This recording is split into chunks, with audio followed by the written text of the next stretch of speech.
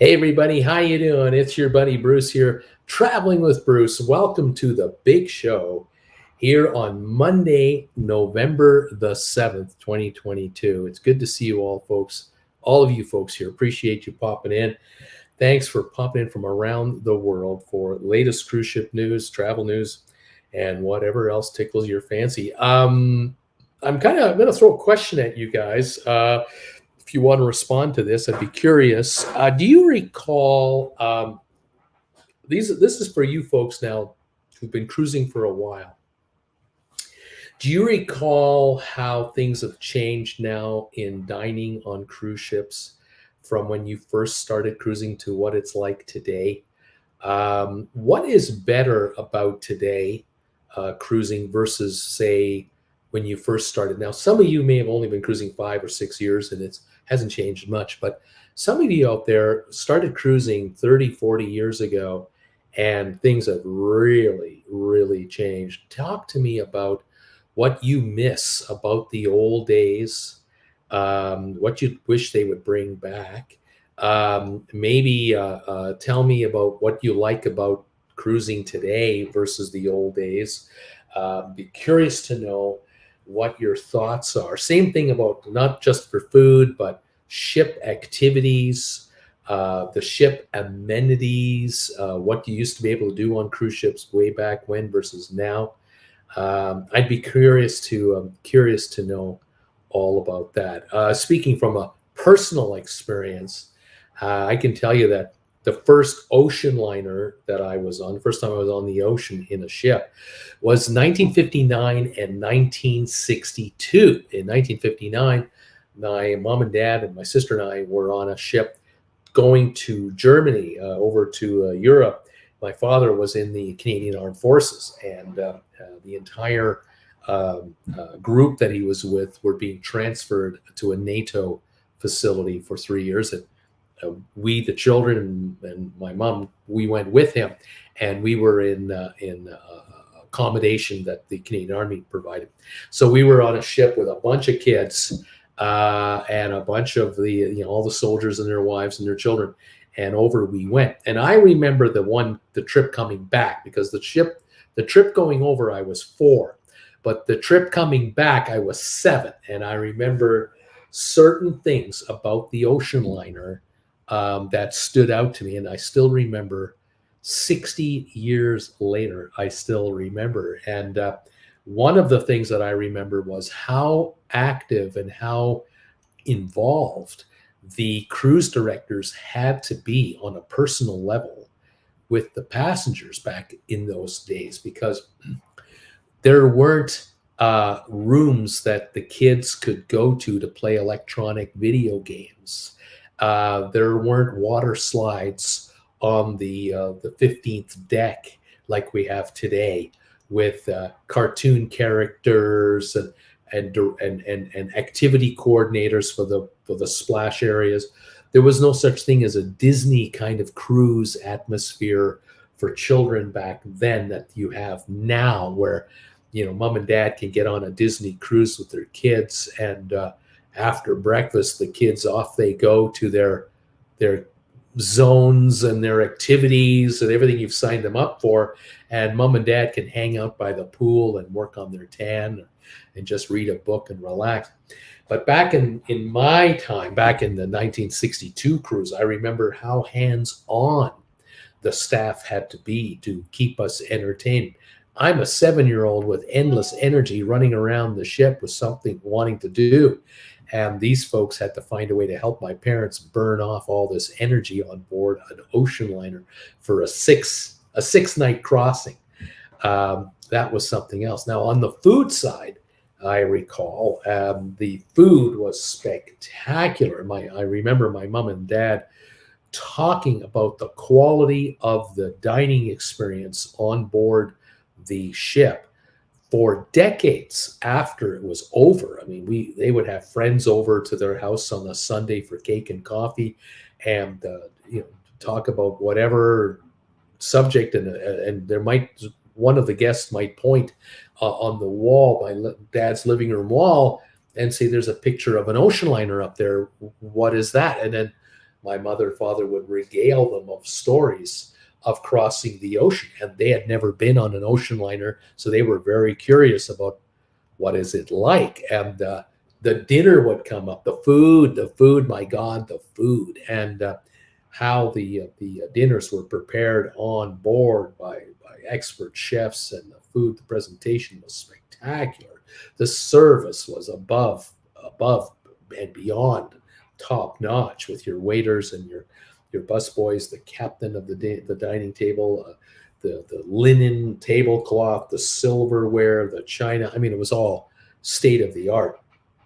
No such thing as a burger joint on board an ocean liner. If you wanted a burger, they would bring you a burger underneath. You get your plate with that silver dome on it. They would lift the dome up, and there would be your burger and fries, custom made right on the spot. Not like today's stuff. And pizza, no such thing as pizza. Pasta, yes, but pizza, are you kidding me? That is poor man food. We don't serve that on board a ship. Kind of curious, what are your thoughts about early day cruisings that you've done versus today's cruising? Get your impression on what it's all about. By the way, I also remember at dinner time, the first thing that would happen is we would sit down at our table, and our waiter would grab our napkins, our cloth napkins, and spread them over our laps.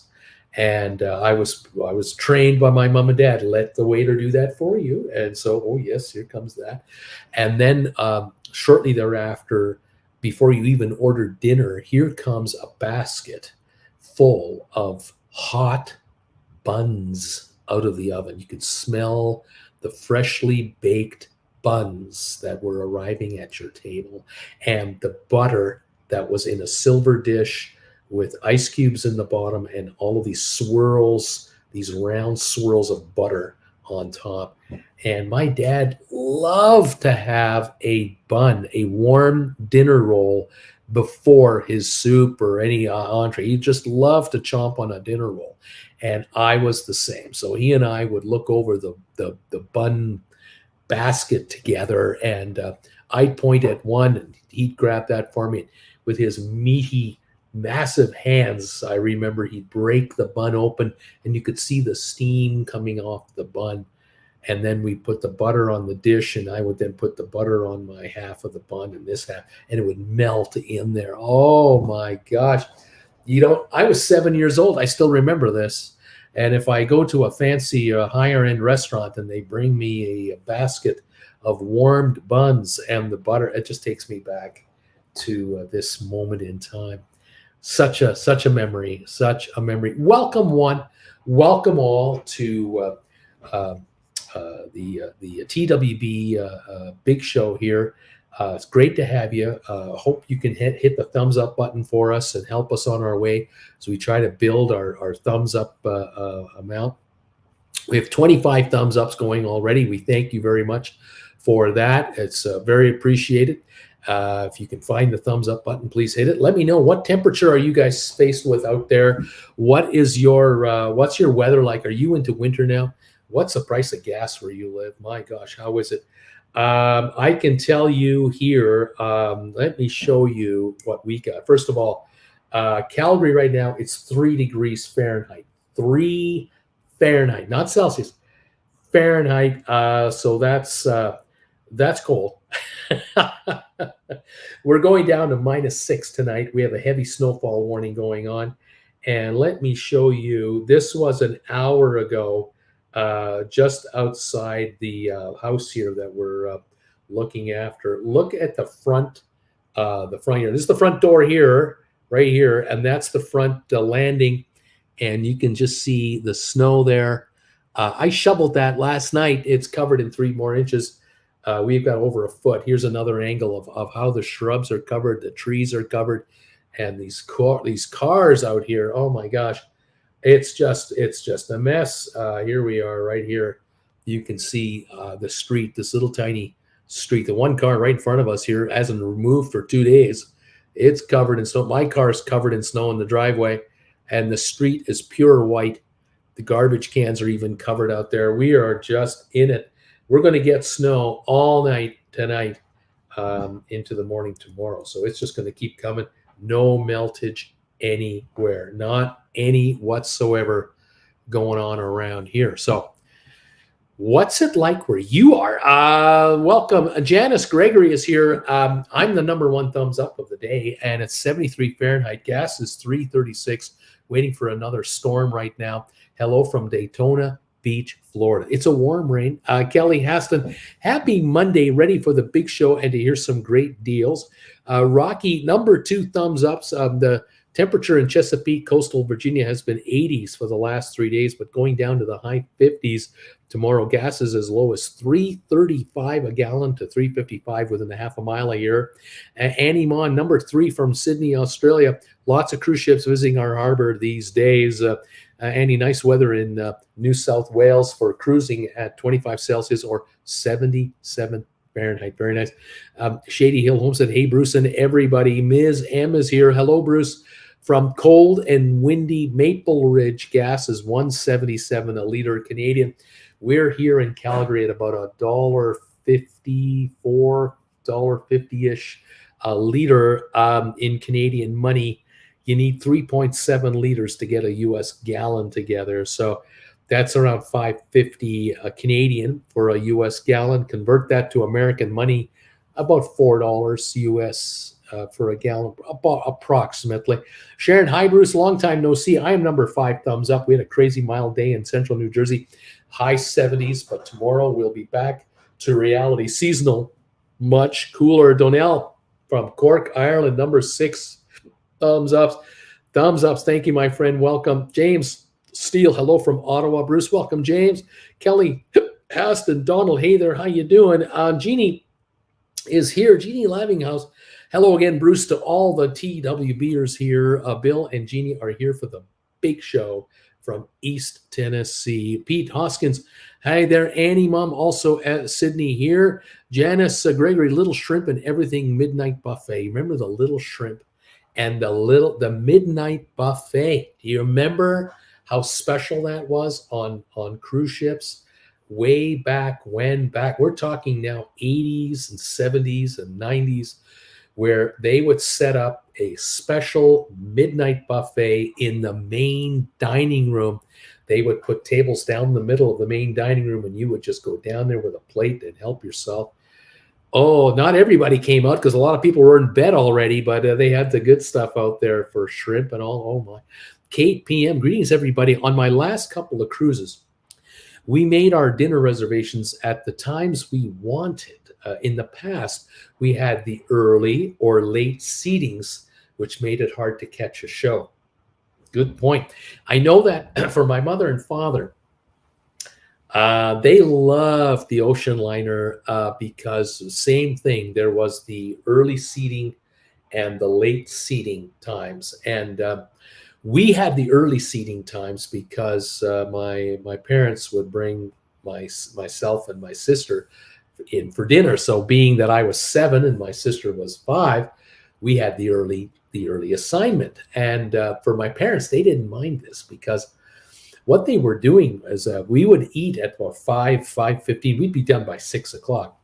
And then my parents would take us for a nice long walk around the whole ship. We'd go for a nice walk after dinner. And that would get me all exercised up and fresh air in the lungs. And we'd end up back at our cabin around 6:45, 7 o'clock, something like that. And we would then, my sister and I would then change out of our formal attire that my mom and dad had us wear and into our PJs. And I didn't mind that because I felt very comfortable. We had our own beds. We had our own bunk beds above and below. And we would then just lie down and within half an hour, we'd be gone. We'd be asleep.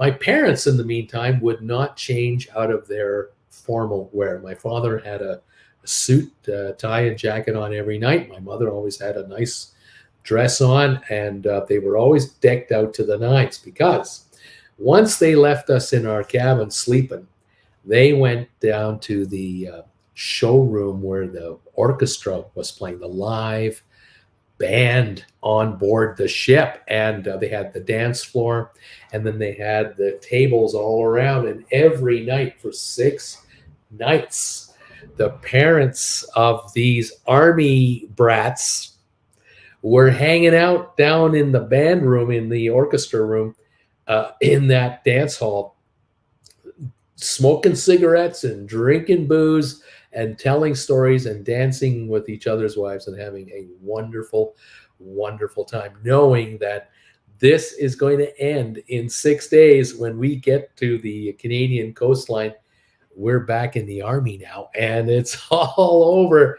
So this was a special trip that the families really, the parents really look forward to it. I mean, it was the closest thing to a first class holiday that they could ever have had. My parents were barely in their 30s at this point in time, and they loved it. And of course, these are, my parents are children surviving of the Second World War. My mother was 12 when the war was over, and my father was 15. And for the next 5 years after the war was over, there was not enough food, not enough anything. And my dad became from 17 to 22, and my mother from 12 to 17.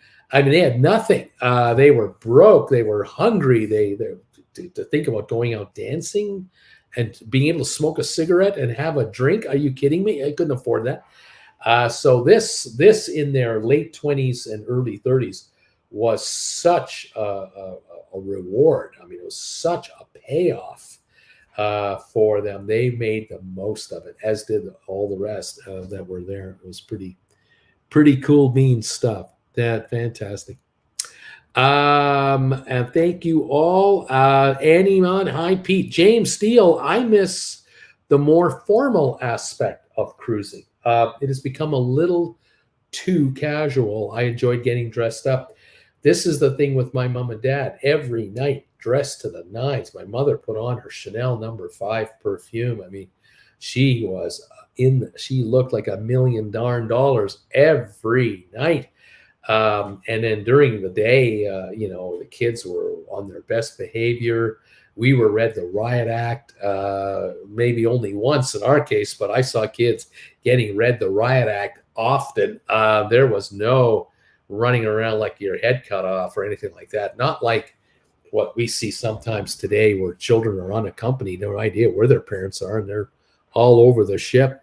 Not back in those days. Lee Shear, number 15, thumbs up. Boca Raton, raining 84 degrees. Waiting for Hurricane Nicole on Thursday, unfortunately. Eddie Albert, love you called ships of old. Ocean liners, days of old. We need them back. 62, I was 2 years old. Yeah, 5 years older than you. Mermaid, see, I got a hurricane coming my way. I'm sorry to hear this, folks. Eddie, what was your ship in 62? It was the Home Lines. That was Home Lines was the name of the cruise line. Homeric, the Homeric. Homeric, the Homeric was the name of ours. Kimberly, Titanic without the sinking, beautiful. Robert, hello, Bruce from 72 degrees, Boston. I'm number 14. How nice is that? Hector, aloha, Uncle Bruce. Welcome, Hector. Kevin, greetings, Bruce. 77 degrees Fahrenheit here in central New Jersey. First cruise ship for me was the Royal Caribbean Nordic Prince, Bermuda, 1989. Main dining room seemed spectacular to a newbie. Thumbs up, number 19. Thank you, Kevin. Welcome aboard. Mermaid Sea, did you see Royal Caribbean's new ship? The new one is the Wonder, if I recall. Amazing. Sylvia, number 25, thumbs up. Hi, Bruce, and all. 80 degrees today in Greensboro, North Carolina. I think we broke the record high for today's date. Isn't that something?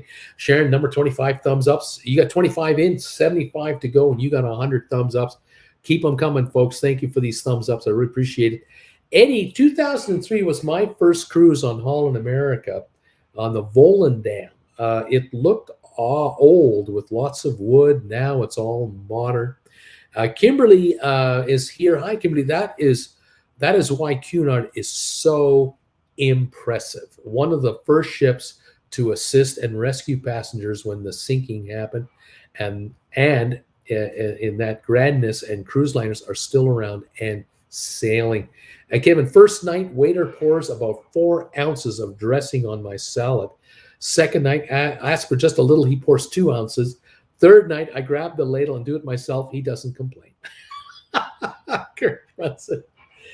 Number 67 here, 67 degrees here in New York City, Bruce. Thank you, Kirk, for being here tonight. Ms. M, we had some snow today. Kids in school were excited. Mermaid Sea, I rather have cold weather than a tropical storm. Category 1 hurricane hitting me for sure. Ms. M, not as much as you got, Bruce. Curtis, my honeymoon on the Oceanic in 1971, New York to Nassau. How about that? Kimberly, I grew up in Alaska, couldn't go outside to play in the winter until it was at least 0. Torture for us kids to be stuck inside. Rocky, did your waiters at the Vienna Ritz-Carlton place your napkin across your lap? Yes, the waiter, we only ate one dinner in our Ritz-Carlton. I was saying on the first show that Jen and I had a 10-week holiday this past summer in Europe. We were in Vienna, and we were staying at the Ritz-Carlton in Vienna because I found a killer deal for that hotel. I grabbed it. And we only had one meal in the 5 nights we were in that hotel in their restaurant. And it was very well, excellent service. And the waiter put the napkin across our laps for us. It's a rarity to have that nowadays, but it was the only time we ate in the hotel, because what we were doing every day was we were going out for little walks. And one of the nights we decided to have dinner. It was just across the street, just down the street, was one of the oldest restaurants still operating to this very day in Vienna from the 1800s, known for its schnitzel. And so when you're going to have Viennese schnitzel, do it in Vienna. I highly recommend it. They know what they're doing there, and it was absolutely delicious. James Steele, 8 degrees Celsius in Ottawa. Well, that's plus 8 degrees. That's about 40, 43, 44 degrees. So that's quite acceptable. Here it's 3 Fahrenheit, probably minus 15 Celsius right now over here. It's not good. Sylvia, now it's 71 degrees and still warm, 79 degrees in the house. The temperature will drop down tomorrow. Where are you at, Bruce, that there is snow? We're in Calgary, Alberta, here in Canada, and it is miserable, absolutely miserable. Kelly Haston, Sylvia Swan, hello to you. Kelly, hello there. How are you today? Sharon, Curtis, the Oceanic was also my first cruise. I am estimating that was a 1967. Kimberly, north of Seattle here, mid-40s. We're supposed to be the high 20s by the end of the week. We had a windstorm last Friday night. Some people still out of power around here. That's true. Southern British Columbia got whacked, hundreds of thousands without power. It was pretty bad. A lot of the trees got knocked, limbs got knocked down, and power lines were affected. Not good. Jeannie Lamminghouse, currently it's 70 degrees here in East Tennessee. Gas is $3.33 a gallon. The high tomorrow, 74 Fahrenheit. Way to go. Voting day, 74 degrees. Not bad. Donnell, hey, Kelly, hope all is well with you. Pete Hoskins, hi, Bruce and all. Hope everyone is well. We received an email from Princess to say that we missed our upgrade to club level, but we did get a mini suite on our upcoming Majestic cruise. So cheers on that. Way to go. Larry Blake, Bruce, I am thumbs up number 34 for your channel tonight. Thank you. Kevin, biggest honor on the old ships, being the king of the midnight buffet. Sylvia, I remember those midnight buffets. I went on my honeymoon from New York City to Bermuda. My husband couldn't get enough of those ribs at midnight, laughing out loud. Ribs at midnight. Oh, I miss that. I have not been on a cruise ship. Well, I will say, no, I should say this. I've not been on a cruise ship with a midnight buffet. No. The earliest cruise we took, that Jennifer and I took as a couple, was 2008. We were on the Holland America Oosterdam. And it didn't have a midnight buffet, but we it did have a regular buffet and the main dining room, and we were able to get ribs at the buffet, and that is special when you can get those sautéed ribs that just fall off the bone. Oh, fantastic. I love it. Duncan, good evening from everybody. Hello there. Shiny Monk and Touchy Monk. Las Vegas, 5 p.m., 70 degrees, gas 469, Formula One on the strip. What a joke. Staying at the Wynn. What a life. Sharon, I like the sketch of the crooked lampshade and sunglasses. I don't know what lamp you're talking about. Kimberly, Shiny and Touchy. So sorry you aren't appreciated, that you're not appreciating Formula One. Love Formula One racing. It's fancy fun. The drivers are kind of good looking, you know. Duncan, number 36, Bruce. Mermaid, the Icon of the Seas is the new cruise ship. Of course, the Icon of the Seas, not the Wonder. I was talking about that ship last week, actually. We covered that a little bit. I'm not sure if I actually have any photos of it here. I thought I had a photo of it, but maybe I don't. It might be this photo right here. Yeah, this is probably the photo of the Icon of the Seas right there. Yeah, and it sounds and looks pretty spectacular. That's for sure. Very interesting. Bruce, you and your sister were obedient children. Went to bed, fell asleep. These kids nowadays are reckless. They will wait till the parents leave and then leave the cabin and run over the place. It's a lot different world, I have to say. But I will, to defend my parents,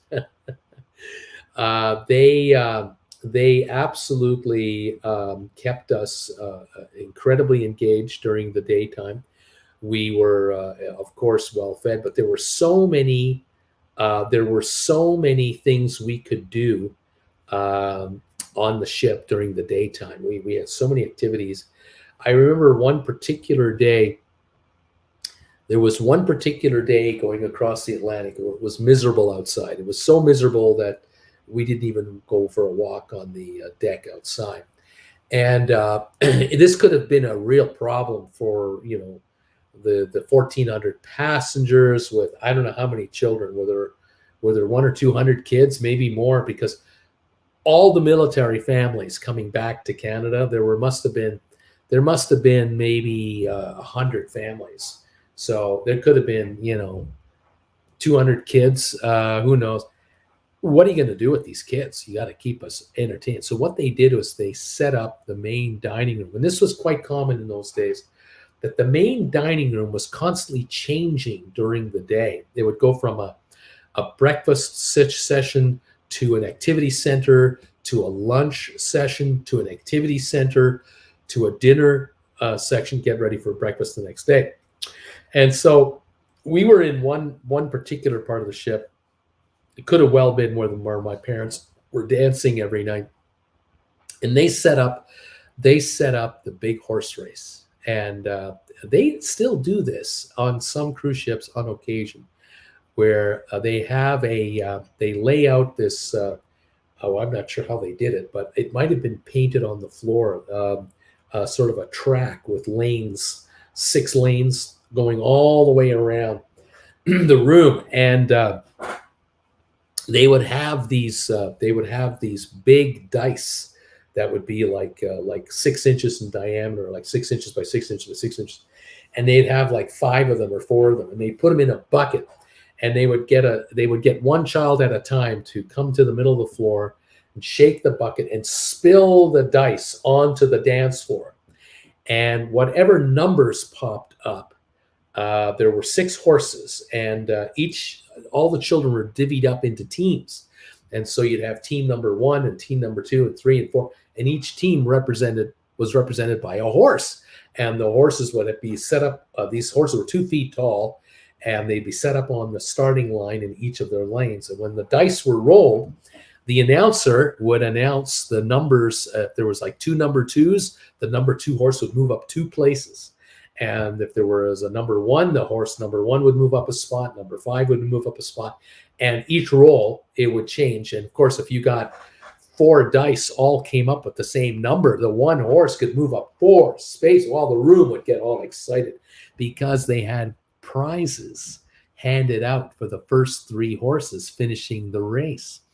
And of course, you wanted your horse for your 25 kids to come in first. So you were cheering on whoever was rolling the dice. And of course, one kid from each team would be selected in random sequence to roll the dice until the race was over. But the horse race went all the way around this room. It took like 30 rolls or 40 rolls of the dice for your horse to finish the race. So this is guaranteed to kill 20, 30 minutes, no problem at all. Of course, we had to name our horse, and we had to give it a nickname. And I mean, it's just kill time like you couldn't believe. These cruise directors were experts at killing time.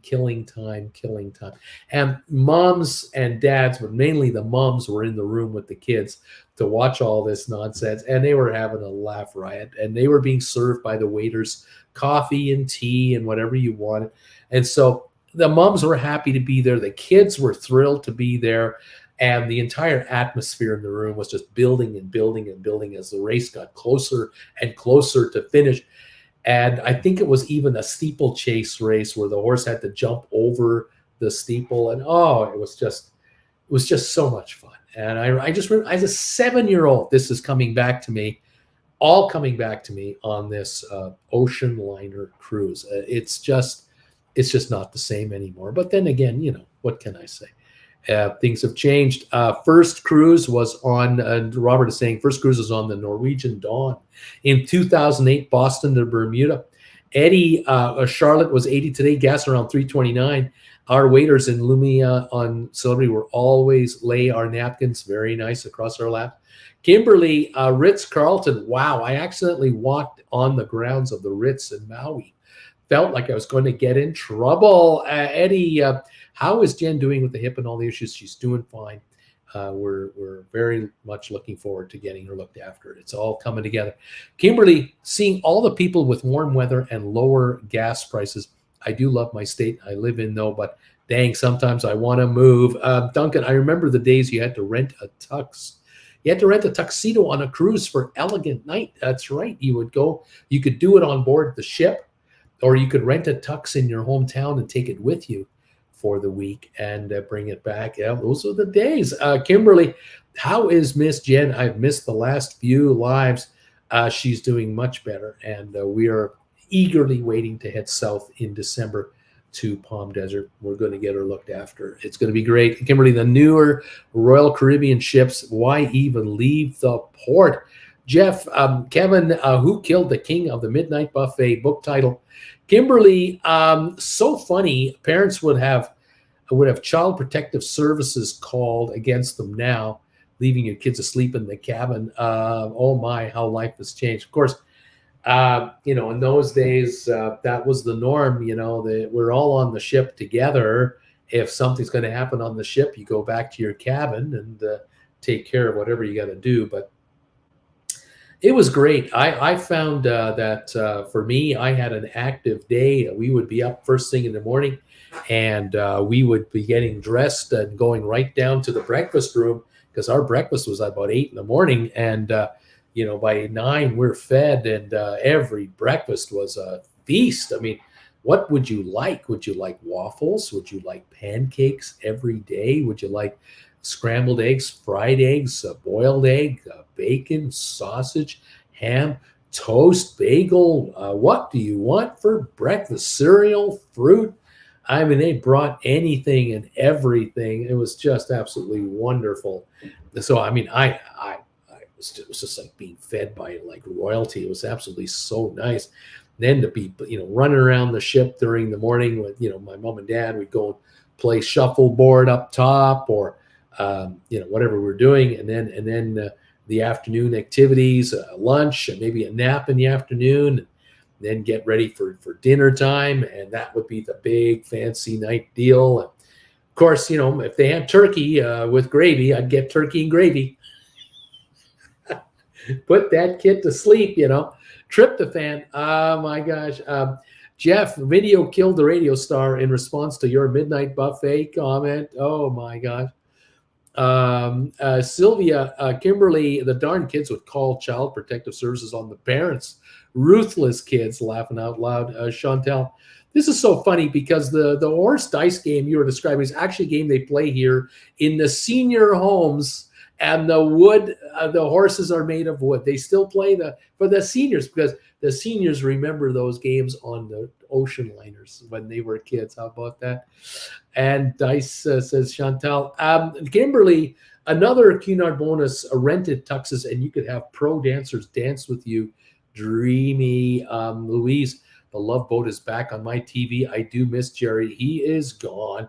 Ms. Am Bruce, who drew the tilted lamp on the whiteboard?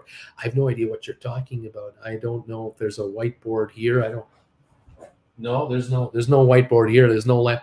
I have no idea what you're talking about. People keep asking me about it. I don't know what they're saying. Now I got a little bit of news for you, a little bit of info for you today that I thought I'd share with you. Thank you for being here. We have a total of thumbs ups now of 39. Thank you everybody for these 39 thumbs ups. If you're able to hit that thumbs up button for us, would very much appreciate it. Thank you all very much. We're trying to get to 100 thumbs ups between this live show and this show running on reruns. Every week, you guys get me to 100 thumbs ups. It's unbelievable. Those of you watching on the rerun right now, hit that thumbs up button for us if you don't mind. If you enjoy these memories, appreciate it very much. Apparently, there was a court ruling the other day that came together. Good news for Norwegian Cruise Lines. I made reports starting back in, I bet you I did reports in 17, 18, 2019, 2020, time and time again. I would do stories and tell you guys that a certain ship that Norwegian has was canceling a port, or they would announce that they would not arrive until 10 in the morning instead of arriving at 4 in the morning, and that they'd have to leave at 4 in the afternoon to get to the next port in time. Because time and time again, ship after ship after ship for Norwegian, they were having azopod problems, those propellers underneath the ships. In the old days, you used to have those corkscrew propellers at the back of the ship. With azopods, you've got two at the back. You get thrusters up in the front, and the ship can turn on a dime by itself. You don't need a tugboat to get around. These azopods were crapping out on Norwegian time and time again, and there were many instances where cruises they had to cancel their last port of call to just steam back to Miami to get there in time to make their arrival time, because they couldn't get at full speed. They'd be down to one azopod instead of two, and they'd only be able to run at 50% power, and they had this issue after issue. Well, I guess Norwegian took the manufacturer to court. They couldn't work a deal out of court, and I guess the company known as the initials ABB, they lost in court. Norwegian won a judgment against them.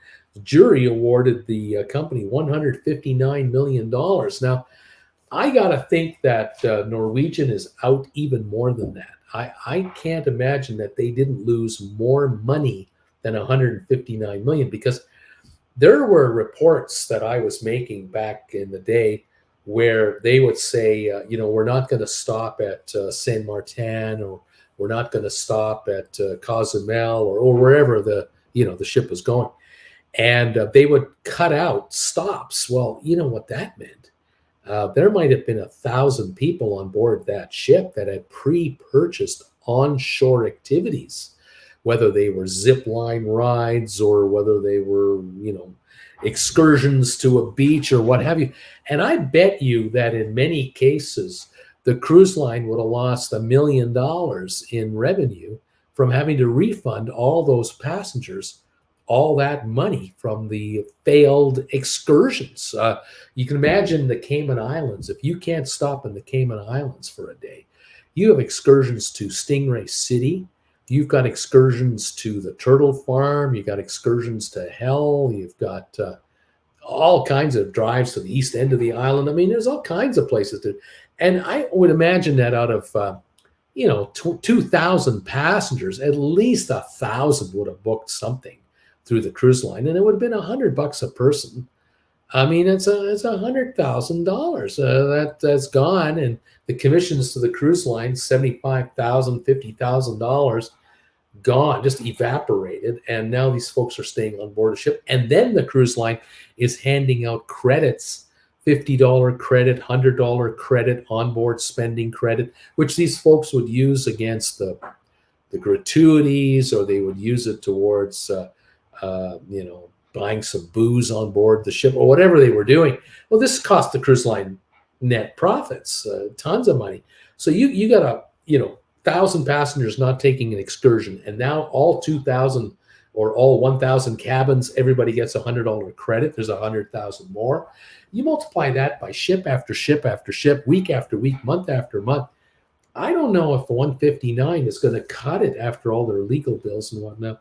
I don't know if ABB, the loser in this one, are they going to appeal this to another trial? Are they going to go to a higher court?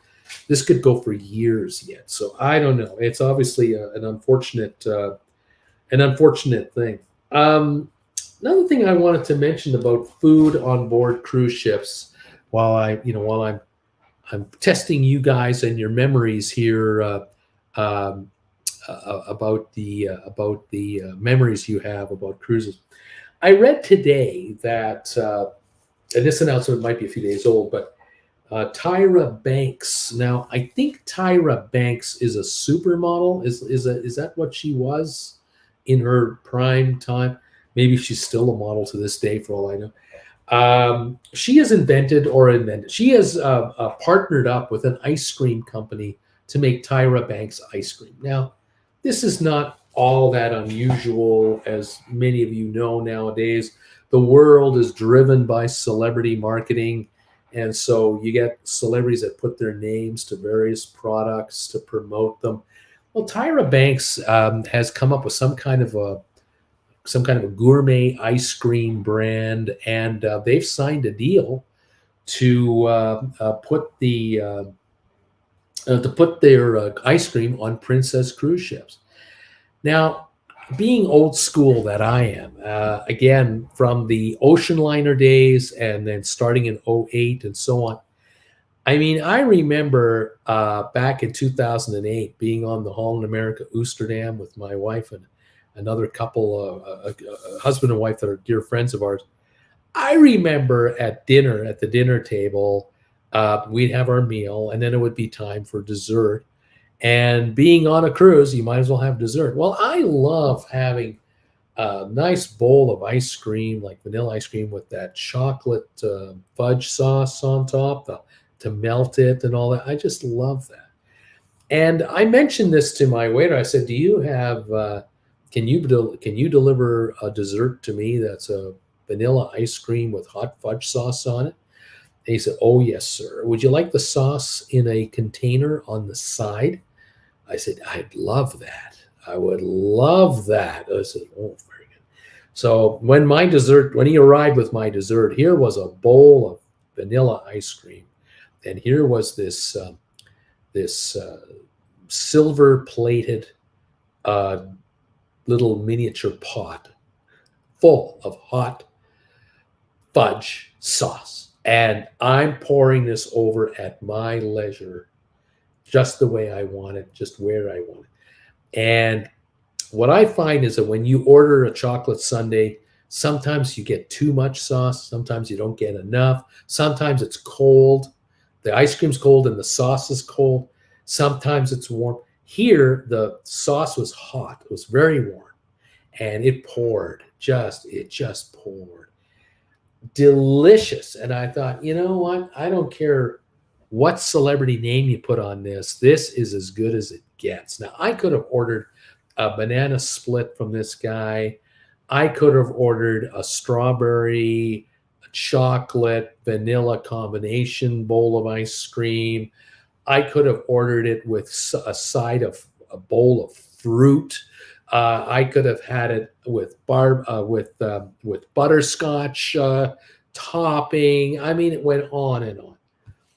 What I found was at that time in 2008, this was part of your meal. This was just, it was just expected that it was part of the entire dinner experience.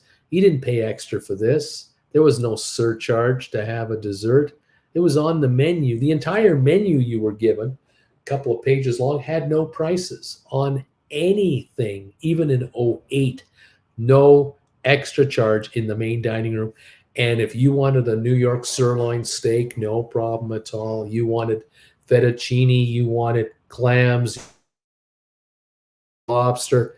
If you wanted to order a lobster dinner and your wife wanted to order a steak, and then the two of you ordered a third entree between the two of you, no questions asked, no problems whatsoever. Nowadays, it's getting to the point where even in the main dining room, if you order a third dish, you pay extra. This so-called idea of a first-class holiday experience, it's all over. It's all gone. It's disappeared forever because, unfortunately, for the cruise lines today, the passengers aren't the same anymore.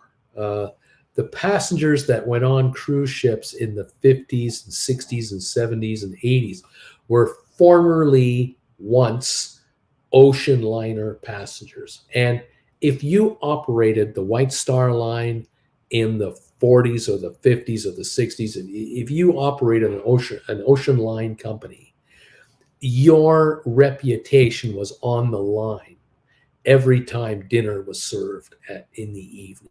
I mean, second class, first class passengers, the food was unbelievable. And the whole point of coming off the ship and then meeting up with your friends or relatives when it was all over, when you're back home, the question was, what was it like being on the ocean liner? And you talked about the food, because that was the star of the entire episode. It was all about the food. And all of your friends were envious and all wanted the same experience for themselves. And this was the way it was for cruising in the Caribbean back in the 70s and the 80s when it all started. That's why we had midnight buffets. The food selection was above the top and it was all inclusive and it was no extra charge. But I remember my parents telling me that they had gone on a cruise in like I'm going to say something like 1986. My father was working for a company, and the boss of the company my dad was kind of the bookkeeper, and the boss came up to him one day and said, I got a question for you. Something has come up. Our family, we have an emergency. My wife and I we have to fly on an airplane tomorrow to wherever, and we're going to be gone for 4 days. We were supposed to go on a cruise this Saturday in 3 days. And we can't go, and we can't get a refund for this cruise because it's less than 30 days away from departure. However, my travel agent said, I can give this to anybody else. And he told my father that he showed him that the cruise cost us $4,500 for a 1 week cruise in the Caribbean. And I'm not sure if it was Royal Caribbean or what it was, but it was really nice. And he said to my dad, give me $1,000 and it's yours for both of you. You can, for 500 each, you can have this cruise. And he said, and you can give me $1,000 next month if you want. If you don't have it on you, don't worry about it. Take the holiday. Give me $1,000 next month. I'll even work it out of your paycheck if you want. But it's a gift from me to you. It's $3,000 of 4, if that's okay with you. My dad said, that'd be great.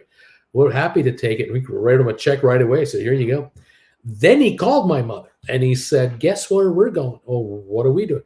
Oh, we're going to Miami. We're going on a cruise. We're leaving Saturday. Back in those days, that entire experience, of course, had to do with going to tropical islands and seeing the turquoise waters and, of course, all of that. But when they got back, they couldn't stop talking about the food. The food, the food, the food, the food. $4,000 is $2,000 each had they paid regular price. Today, you guys are going on cruises where you're getting balconies on sale. I talk to you about cruise deals all the time. You can get a 1-week cruise for $600, $500, $400 plus your tipping and whatever. Even with all the extras, you're not paying $2,000 each for a 1-week cruise. And remember, $2,000 each in 1986. Today, that's $4,000 each for a 1-week Caribbean cruise. You'd be hard pressed to spend $8,000 between the two of you for a basic accommodation food package costing you $8,000. Whatever you lose in the casino is your business. That's not part of the equation here. I'm talking the fare to get on a ship. Things have changed, haven't they? It's amazing. Absolutely amazing. All right. Let's see. Other things I was going to say talk about with regard to food. As I said, it used to be all inclusive and there weren't all these specialty restaurants. Yeah, they would have occasionally on the pool deck, they'd crank up some kind of a barbecue unit and they might have hot dogs and burgers and brats. Maybe they'd even have like a steak on a bun that you could have or something like that. But nowadays, you've got the Guy Fieri burger stand on board Carnival, which is included in your fare. And it's a smart move by Carnival because if they can get you buying or get you eating Guy burgers on board the deck, and you don't eat in the buffet or you don't eat as much for dinner tonight in the buffet or the main dining room, you're a cheaper guest. It's cheaper to feed you that food than to feed you the higher end quality fare. We've got Guy Fieri also has his barbecue restaurant on board where the lunch might be free, but the dinner you pay extra for. Then you've got the steak houses and all the these brands of high-end restaurant chefs, celebrity chef restaurants that you pay way more money for than you never paid for your food on board a ship. Now you pay extra. You don't get a credit against anything else though. And of course, there's Shaquille O'Neal fried chicken, and these other type places like Rockets and so on. The cruise business has become a sort of a brand name type place now. You've got shops on board the ships that are brand name stores, high end. They're paying huge royalties to the cruise lines to be on those ships, to have a captured market. But back in the day, when it comes to food, it was all inclusive and it was all top notch. And those days I'm afraid, are gone forever. Turn around the other way, Bruce. You'll see the whiteboard we're talking about. I'm just going to take a look over here. No, there's nothing here. I don't see anything here. I have no idea what you're talking about. I don't know. I don't know what you're saying. Sorry, folks. There just is no lamp here. We talk about this on the other channel every day. There is no lamp here. There's a ring lamp. You can see that in my glasses here. But no, that's okay. Louise, Jerry left his TWB amplifier behind. Not sure what to do. It's so lovely. Well, you put your phone in there and then you can play music and it'll amplify the music across your room. It's a wonderful thing. Kimberly, Louise, my hubby is addicted to Love Boat reruns. I watched all the original shows, so glamorous and hoochie. Louise, I love it, Kimberly. Louise, as a young teen, I used to dance after the Love Boat. I could not stop myself. Apartment lady for you, correct. She is a model. I'm number 45, thumbs up. Right on. I've got her profession right. Kimberly, okay, not to be mean, but Tyra might have sampled a little bit too much ice cream. Totally just Googled it. I can't wait to read about it. Louise, we watched Love Boat reruns in our cabin on our Princess cruises. Sylvia, Tyra Banks does Dancing with the Stars with Alfonso Ribeiro on Disney Plus. Oh man. Kimberly, thankfully, when Harry Met Sally made On the Side acceptable. On the side, please. I'd like that on the side. That's right. It made She was a very particular eater in that movie, wasn't she? Louise, while cruising, I prefer ordering cheese than ice cream, yet I love ice cream. Ms. M. On Royal Caribbean, I was a youth staff in the early 2000s. We did horse racing. My favorite horse was named Hoof Hearted. Sounds like Hoof Hearted. Louise. Jeannie, Love Boat is back here due to the not so good reality series, Shiny Monk and Touchy Monk. Turn around the other way. There's a lamp behind you. Jeannie, Louise, my husband, Bill, is my chef here. We are real foodies. Louise, my new credit card is due to arrive soon, so I'll be another foodie sponsor member again to join the family. Oh, wonderful, Louise. I'm glad you're getting it together. Shiny Monk, there is a white board right behind you. Turn around the other way. Take a look. It's right there. You can't miss it. Louise, so nice, Jeannie. What are your favorites? Sharon, Sylvia. I've never gotten specialty dining or the drink package. I pay enough getting on the ship. Whatever is in the fee included, I eat and I drink it. Jeannie, Louise, find me on Facebook and we can be Facebook friends too. There's a Shiny Monk. Look over your left shoulder. The whiteboard has a lamp on it. I'm telling you right now, I don't know what you're talking about. This discussion happens all the time on my other channel. I have no idea what people are talking about. They must be drinking something in their Kool-Aid. I don't know what it is. Now, last bit of news. The Carnival cruise ship, the Celebration, the brand new Carnival cruise ship, the Celebration, has now launched, is now going with paying passengers. It's the spitting image of this one right here, the Mardi Gras. The Celebration is the sister ship to this ship right here, the Carnival Mardi Gras. Now, the Mardi Gras has been at sea now for a couple of years.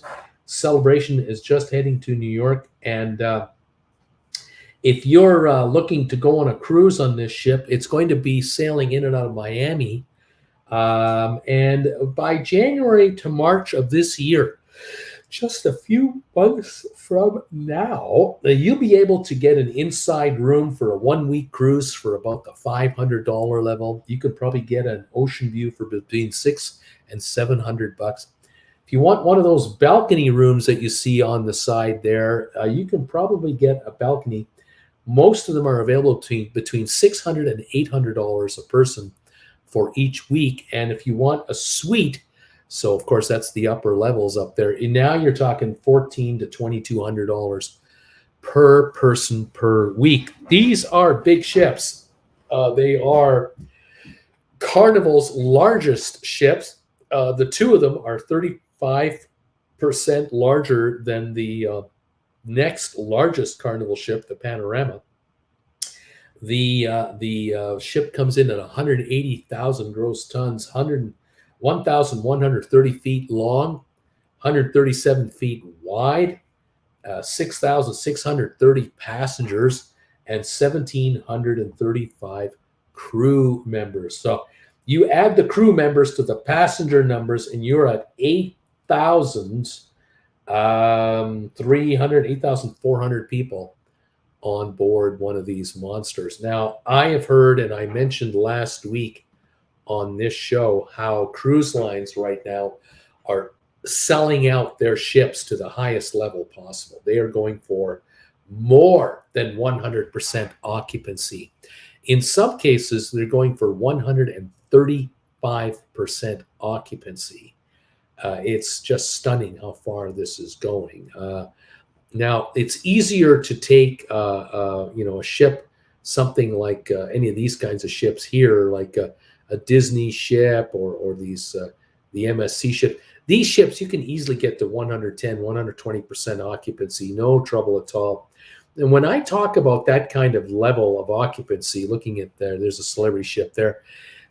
These ships here are designed where they might have a bed in the bedroom in the cabin, but they also have a fold-out couch. Well, that can handle 2 extra people. So now you got 4 people in the room instead of 2 people in the room. You can also order roll-away beds in some of these units as well. So they'll bring those up from storage down below. Next thing you know, you've got 5 people in a room, some children. Now, some of the rooms for the kids, you can see a bunch of kids here. Some of the rooms will have fold down beds off the wall that kind of look like a bunk bed, and they'll handle a whole bunch of the kids. Of course, carnival ship like this, it might be occupancy of 2,000 people, but the reality is a ship like that can handle 2,400 people easily. The kitchen staff can handle the food. The water systems can handle the water. They have enough. They have enough towels and pillows for everybody. It's easily done. So coming to the Cayman Islands on ships like these, they can be at 120% capacity without too much difficulty. And right now, the cruise lines are so motivated to raise cash because this ship right here, the Icon of the Seas, this is a $1.5 billion monster that has to be funded going forward. And these cruise lines, they're going to fill these ships up to as many passengers as they can stuff in there to cover the bill. So, if it's this ship right here or the celebration ship that just been launched, do not be surprised if you go on a cruise ship in the next year or so and find that they are incredibly crowded. They might be heavily overbooked. And of course, you've got to ask yourself, do you want to be in that scenario? Do you want to be on a ship where it's possible, you don't know going in until you're on the ship how many people are with you? And you may find that a cruise ship can handle 4,000 people, official capacity of 4,000, but you're on there with 4,800 folks plus crew. I don't know what the future holds for the COVID variants, whether you're going to be finding a lot of people coming off ships with the COVID virus, because right now we know in Australia, the last country in the world that is keeping very accurate counts of COVID cases. They demand health results on every cruise. They are hitting upwards of 10% infection rates on board their cruise ships for COVID. 10% of the passengers getting off the ship are infected. They are isolated on board the ship in their cabins, but there's been a lot of abuse of people who have it, but they won't report themselves, and they're trying to hide it, and they're spreading it amongst the thousands of innocent people, crew and passengers, that don't know that the guy sniffling in the corner over there is positive for the virus, but won't get tested. It is what it is. It's one of those things that are, it's happening out there, and what can I say? I mean, you take a look at a cruise ship like this, how can you not get infected from somebody else? You're on one of those loungers over there. Look at the people walking by you all the time, the waiters that are intermingling with all of the other passengers and with you. Whether you go about walking around this ship or whether you stay in one spot, people will walk by you, because there's only so much room on board these monster ships. As big as they are, there's only so much room to avoid other people. And this is the one, it's one of those problems that, we have to live with going forward. In any event, that is the story of the latest cruise ship, the Celebration. Now they're building the third one. Carnival is building a third ship that is natural gas powered, like the first two, the Mardi Gras and the Celebration. The Jubilee, that ship is under construction. It'll be just as large as the other two, and it will be out probably in another year and a half, and it'll be at sea as well. Carnival is upping their game with larger ships from the smaller ships they used to run. Those are out. Many have gone into scrap, and now here we are with these kinds of ships running a lot cleaner, obviously, with natural gas, liquefied natural gas, and more amenities on board, of course. So there you have it, kids. That is the latest. That is the stories. That's some of the news that I've got today. Like I said, I just wanted to ask you folks about your experiences from way back when you first started cruising. What has changed the most about your cruise experience. Very curious about that. And thank you, guys. Jay from Ship Life is sailing on Carnival Celebration right now. Very good. Lamp, there is no lamp. That is right. There is no lamp. Anyway, there you have it, folks. Thank you all for being here with me tonight. Thank you again for these thumbs ups you've been throwing at us. We have 53 in now, so we're halfway. We're over halfway to 100 thumbs ups for this show. Thank you all for hitting the thumbs up button for us. If you're able to give us a thumbs up before you say goodnight to us, please help us. I know that the good folks who are watching this telecast, more people watch this show on rerun than live. It's amazing how the numbers come out. But after about a week, we have got hundreds and hundreds and hundreds of extra views from the folks watching this show on rerun. It's really cool. And those rerun watchers are hitting the thumbs up button for us because they know how important it is for us to reach 100 thumbs ups for our big live show every week. So if you're getting us to 53, 54 now, thank you all for this. If you can find that thumbs up button and hit it for us, that would be absolutely terrific. We thank you all so much.